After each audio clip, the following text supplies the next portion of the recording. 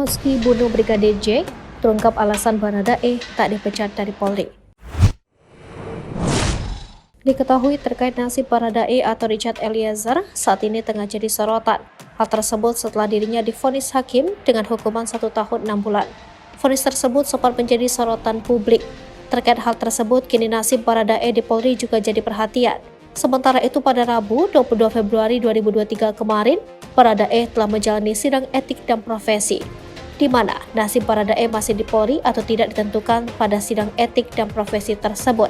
Namun setelah menjalani etik dan profesi telah diputuskan Baradae tetap menjadi anggota Polri. Terkait hal itu, berikut ini alasan Baradae tetap jadi anggota Polri. Baradae telah menjalani sidang etik dan profesi Rabu 22 Februari 2023. Hasil sidang etik tersebut menyebutkan jika Baradae tetap jadi anggota Polri dan mendapat sanksi didemosi selama 1 tahun. Pasalnya Baradae telah melakukan penembakan terhadap Brigadir J. Namun Majelis Sidang Komisi Kode Etik Polri mempunyai pertimbangan hukum atau hal-hal yang meringankan dalam putusan untuk Baradae.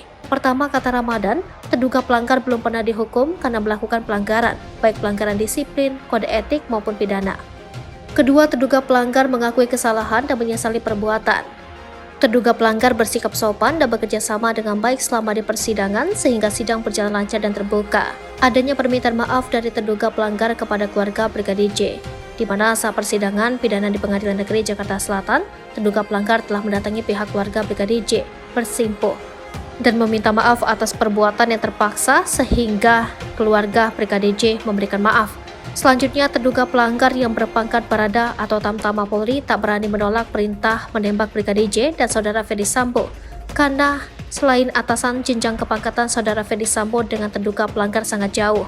Selanjutnya, dengan bantuan terduga pelanggar yang mau bekerja sama dan memberikan keterangan yang sejujurnya sehingga perkara meninggalnya Brigadir J dapat terungkap.